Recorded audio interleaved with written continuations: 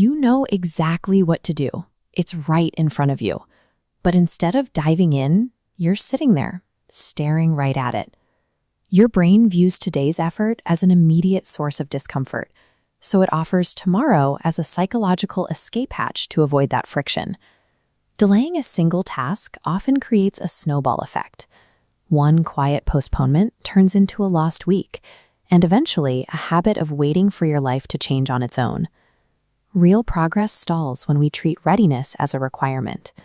Waiting for a sudden burst of energy or a perfect mood means waiting for a state that may never naturally arrive. The actual driver of this paralysis is fear, specifically the fear of failing or the overwhelming scale of the goal ahead. To shield you from that anxiety, your mind generates logical-sounding excuses, like needing more research or waiting until you have more energy. Tomorrow feels safe because it demands zero effort in the present, which makes the very first step of starting today feel impossibly heavy. You can bypass this resistance by shrinking the initial task into a micro-action, so small that it's easy to accept. Don't try to write a whole chapter, just agree to open the file. This chart shows how lowering the barrier to entry changes your activation energy. Committing to a massive project creates a wall, but a microtask is just a tiny speed bump. Crossing it initiates physical movement and triggers momentum. Momentum is fragile, however, if your workspace is working against you.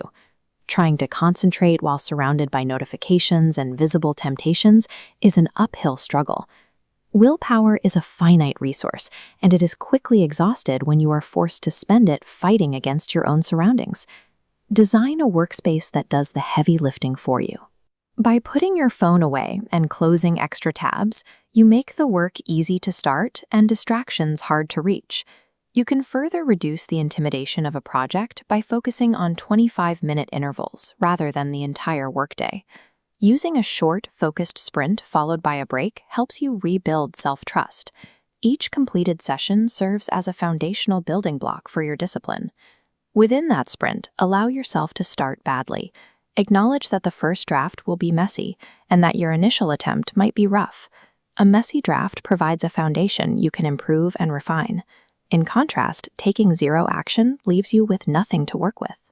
Success requires ignoring the voice of perfectionism that says you shouldn't start until it's perfect. The mindset that works is starting now and improving later. The primary objective of your first attempt is not high quality, but mere existence. Expect that you will have bad days. Missing a day or losing focus is a normal human flaw, not a sign of failure. To keep a single mistake from becoming a permanent habit, use the never miss twice rule. If you miss today, prioritize returning to the work tomorrow. This creates a system that functions independently of your motivation.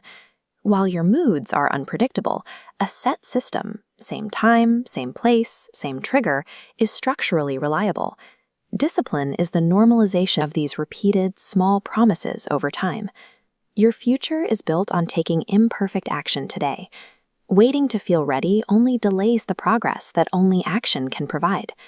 A perfect start is a myth. The only requirement for progress is today's start. So close the tabs, set the timer, and begin.